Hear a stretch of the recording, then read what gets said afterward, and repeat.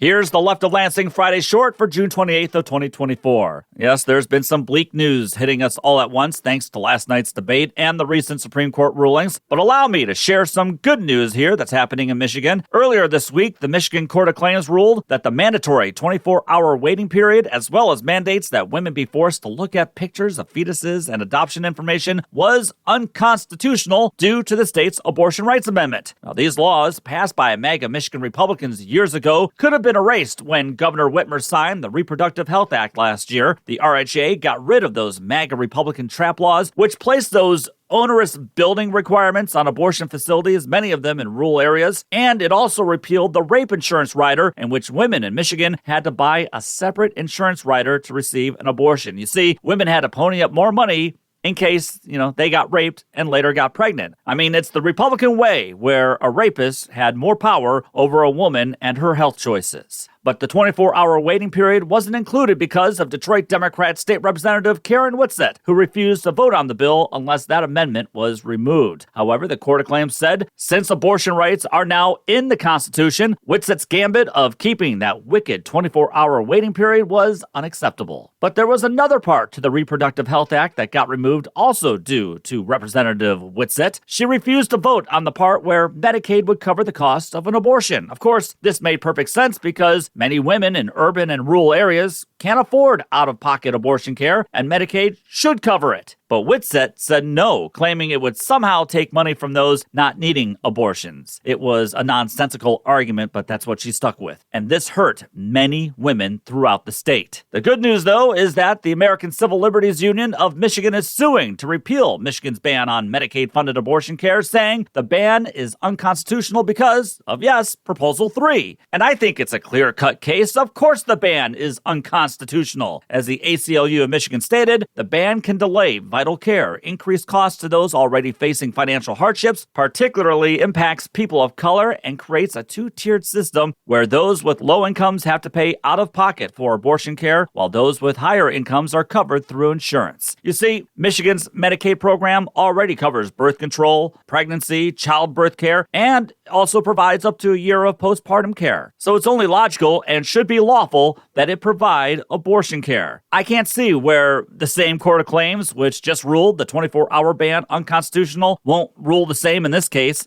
I know. There's a long way to go as the lawsuit was just filed. But if Medicaid-funded abortion care is deemed legal, it'll be just another example of how, unlike many Christian nationalist, MAGA-run red states, Michigan actually believes in the economic and reproductive rights and freedoms of women, all women, rich, middle class, poor, urban, rural.